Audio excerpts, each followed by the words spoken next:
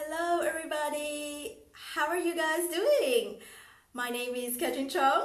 So true you are joining us today in our mini weekly tutorial sessions. Now, for those of you who don't know me, my name is Katrin Chong and I'm the fertility dietitian based in Brisbane, Australia. And welcome to our weekly live tutorial. Now, whether you are planning to start a family, currently trying to conceive, or struggling to get pregnant, or if you are pursuing IVF, I am here to help you to optimize your diet so you can give your body the very best chance to get pregnant. And my goal here is to help you to gain total clarity in terms of what diet you should be on, what supplement you should take, and also translate the current evidence into simple, actionable tips for you and help you to move through any roadblocks you have so you can get pregnant sooner. Now, today we are chatting about how to pick omega-3 fish oil supplement to help you to optimize fertility and to get pregnant. So this is absolutely a lot of people have asked me about these questions. They often getting confused of, okay, should they take omega-3 supplement, or if they are, which one should they buy? So if you are someone who also wondering, should you take omega-3 supplement, or how do you choose your omega-3 supplement, this is definitely the episode for you.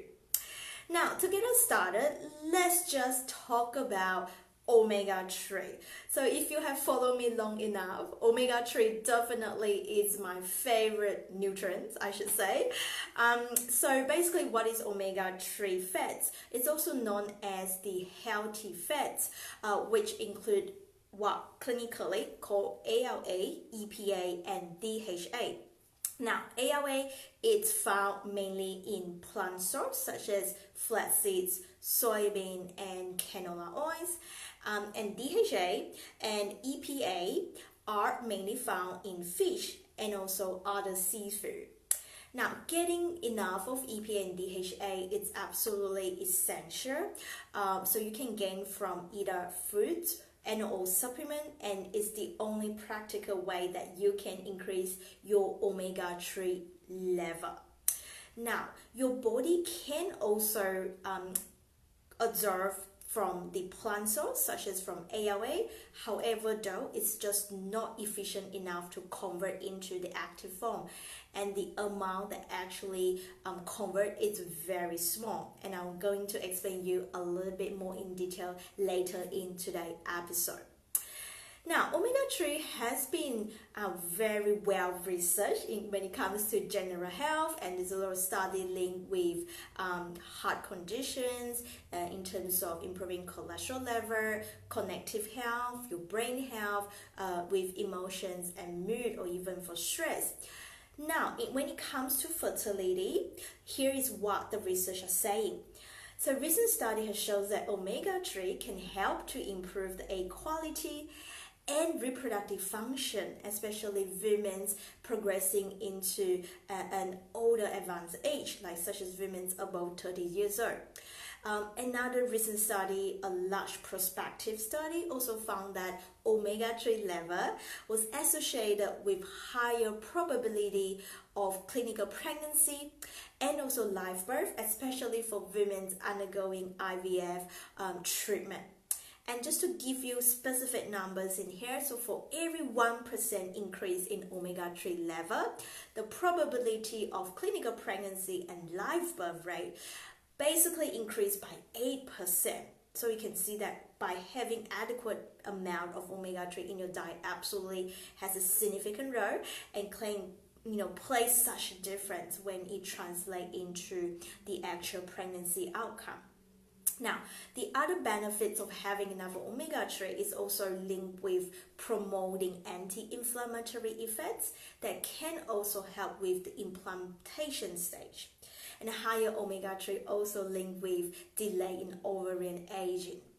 Not just preconceptions and fertility, during pregnancy, omega-3 is also very crucial, especially the DHA amount. So DHA requirement increase where it assists with the formation of the baby brain cells and continue to be important to help with the baby brain development until at the age of about 2 years old.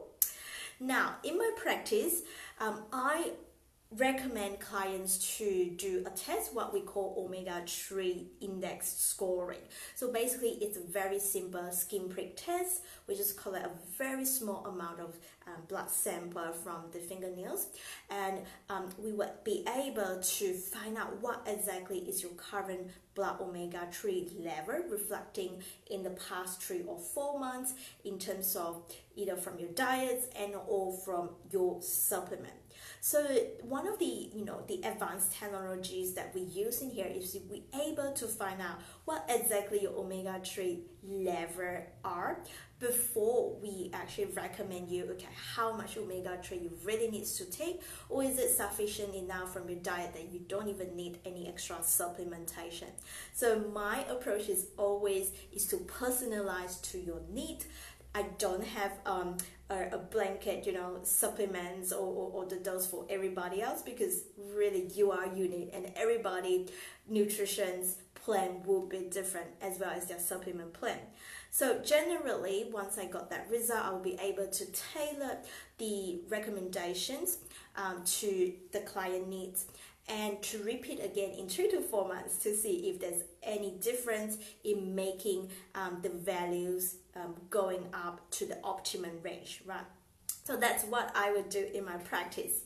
Now, in terms of food, where can you get omega-3? So omega-3, really, we're looking at the highest, richest source. It's still from the oily fish.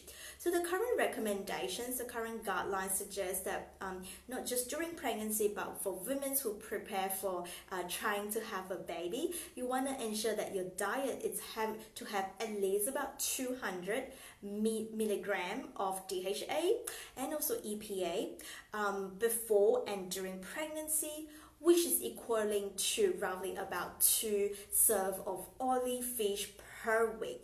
So a serve is roughly about 150 grams.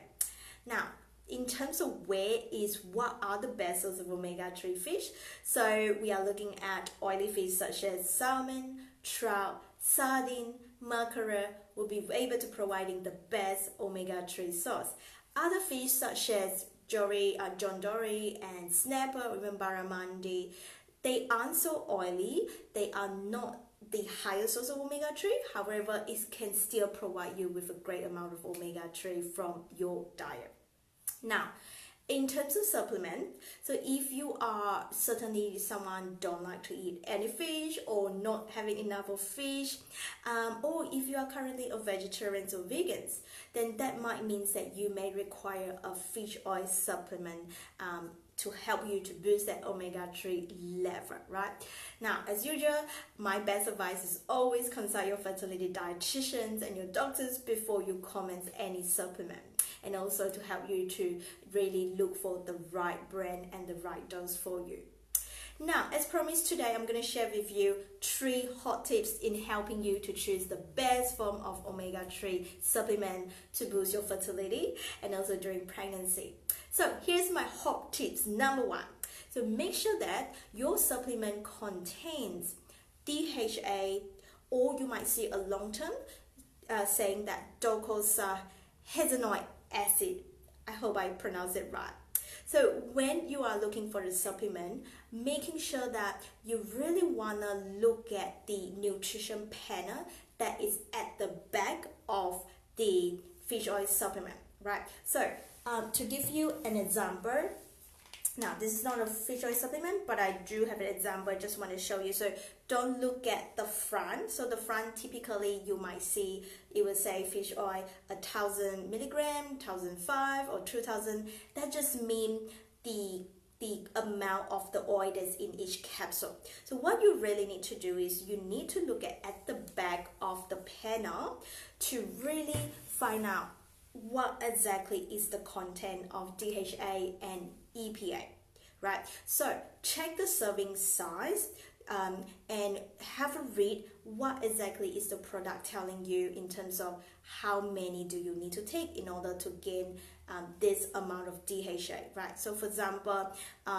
you might see that your bottle will say that, okay, in order to get 200 milligrams of DHA, you will need to take 2 capsules per day, right? So you really need to make sure that you first is your fish oil has the DHA in there, and as well as the EPA in there, and also want to check, read the instruction, how many do you need to take in a serving every day to meet that recommended dose of the omega-3 from your fish oil supplement, right? Now, if you don't see any DHA listed on the label, the chances are most likely that particular product would not include any DHA in there.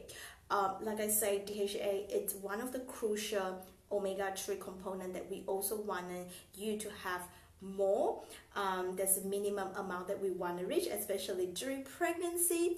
So it will be great to choose a product that definitely has minimum of 200 mg of milligram of DHA in that particular product. Now, for vegetarian or vegan, I would suggest you to really consider to take an algae-based DHA supplement, because that is one of the vegan-friendly supplements that still contain a very large amount of DHA in there. A lot of people also ask me, what about flaxseed oil? So it's a great source of DHA. However, your body is still lack of the ability, not DHA, ALA, plant-based omega-3, but your body still lack of the ability to actually convert them into the active form, the essential omega-3. So like I say, always, if you are confused, you don't know what to do, best to consult your fertility dietitian. In fact, I do also offer a 15 minutes discovery call to see where are you at and help you to really gain more clarity, clear action step, whether or not, what is it, whether or not our nutrition program will fit you, and how I can best help you when it comes to the supplement and also your specific diet plan. Alright then, moving along, tips number 2 for you today is you always also want to take your omega-3 supplement with a meal, so with food, right? Why is that important? Because omega-3 fish oil is a type of fat, right? You want your body to be readily absorb it, because it's if you don't take it with a meal, the chances are it's harder for your body to be fully absorb the omega-3, and as a result, it probably wouldn't make much difference in terms of your blood level omega-3. So very important, also always take your omega-3 with your meal. Now, moving along, my last tip for you today, tips number 3 is there are also some claims that certain types of formulations might be better for absorptions, such as one of the very commonly asked questions from my client is whether or not krill oil is better than fish oil. So if we're looking at the evidence, so krill are basically a tiny red crustacean, so just like the small prawns and shrimp, and they are the primary food for fish, whales, seals, and the penguins.